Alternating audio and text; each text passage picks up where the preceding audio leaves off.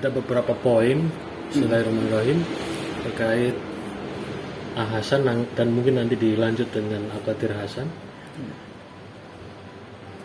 Poin pertama mungkin Ustadz Zifan atau Zulirfan mungkin bisa bercerita tentang hal-hal menarik seputar Hasan dari ustadz-ustadz seperti Ustadz Alika dan seterusnya, yang mana kisah-kisah seperti ini jarang sekali terungkap dan memang nggak tertulis di buku.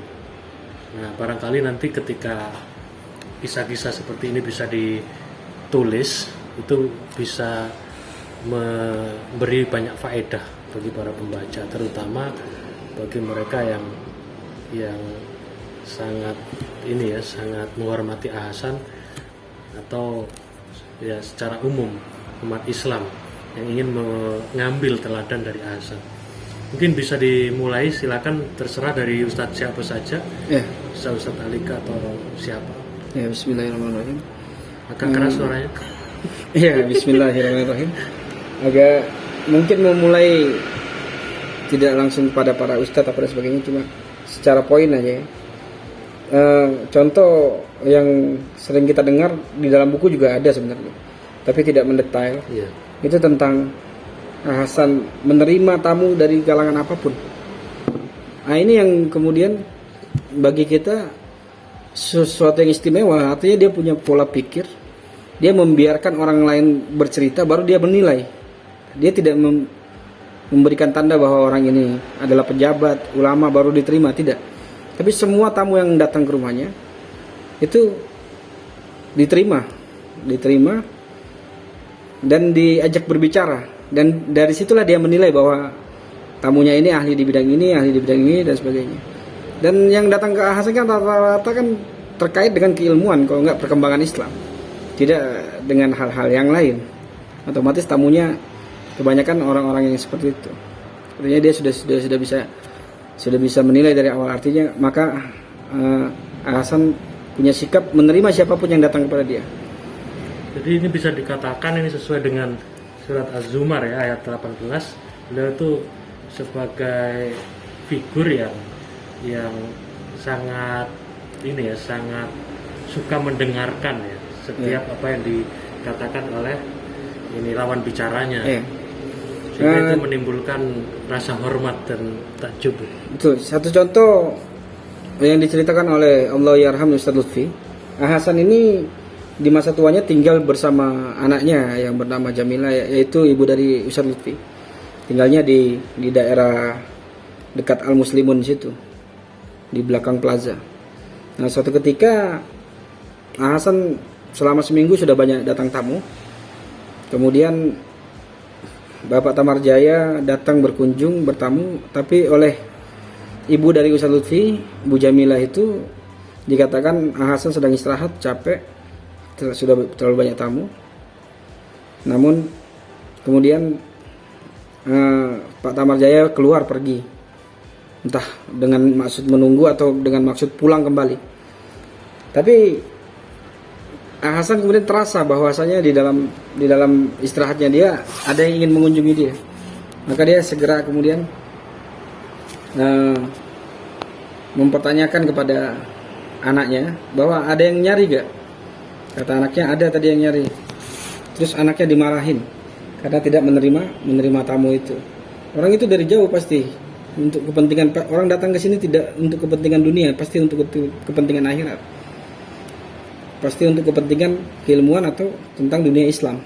Itu jawaban Hasan kepada anaknya. Akhirnya menantu Ustadz Hasan yang namanya Abdullah Ismail, ayah dari Ustadz Lutfi, mencari Pak Tamar, akhirnya ketemu di alun-alun.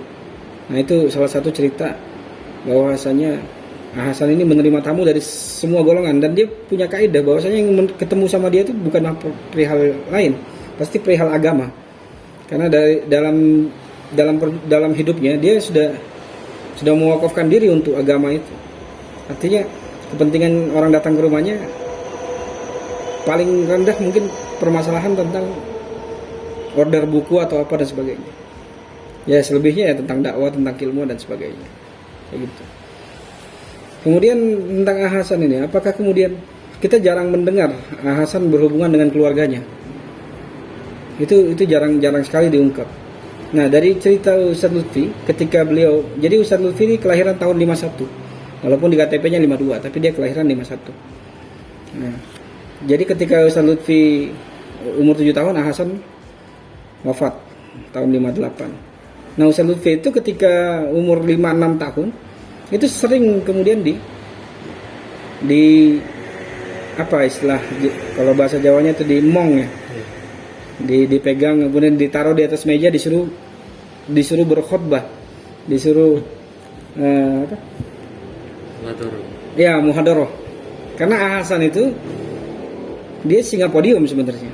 Itu yang tidak diungkap sama orang. Hasan itu singa podium, tapi keturunannya tidak ada yang singa podium. Hasan pintar berkhutbah, dia singa podium, pintar berdebat. Kita jarang mendapat berita bahwa Hasan itu ahli dalam khutbah. Yang dapat justru Isa Ansori ya. Iya. Terkenal. Ya, sebagaimana di dalam buku Pak Tamar Jaya disebutkan bahwasanya Ustadz Muhammad Maksum itu beberapa kali datang ke Bandung untuk minta belajar khutbah, cara khutbah dengan beliau. Itu buktinya, salah satu bukti bahwasanya Hasan itu ahli khutbah. Itu terdapat di riwayat hidup Hasan atau di riwayat hidup Hasan di Tamar Jaya, di buku Tamar Jaya itu ada di dalam situ. Nanti entah diceritakan oleh Pak Deliar Nur atau kemudian Tamar Jaya sendiri. Nah, di situ ada. Jadi kalau di kalangan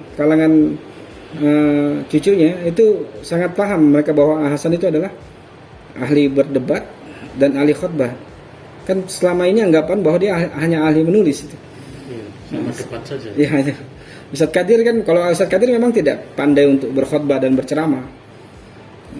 Tapi kemudian cucunya ada yang kemudian juga singa podium, yaitu Ustadz Hud Abdullah Musa.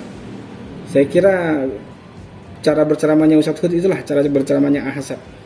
Cuman yang kita ada nggak yang masih nyimpan ceramahnya Ustadz Hud? Iya, masih banyak. Masih. Nanti bisa kopi di saya juga. Oh iya. Iya. Itu tapi dalam arti ceramah ya, bukan khutbah sedang membara-bara. Kalau sedang khutbah sedang membara-bara itu banyak yang bisa menyaksikan waktu kejadian Gus Dur turun, juga kan orang-orang Nahdien menyerang Bangil sebagai pusat Persis dengan pusat Muhammadiyah. Nah, Ustadz Hud membakar semangat orang di Masjid Manarul. Akhirnya orang pada melawan di situ. Itu sangat membara sekali kalau kita dengar dari cerita-cerita murid-muridnya yang waktu itu menyaksikan. Ya seperti itulah kemungkinan tidak jauh cara berceramahnya Hasan dengan Ustadz Hud. Kalau Ustadz Gozi itu tipenya sama dengan Ustadz Qadir. Itu tipenya kajian. Ketika itu menggaji dan meminta banyak pertanyaan, ya, seperti itu.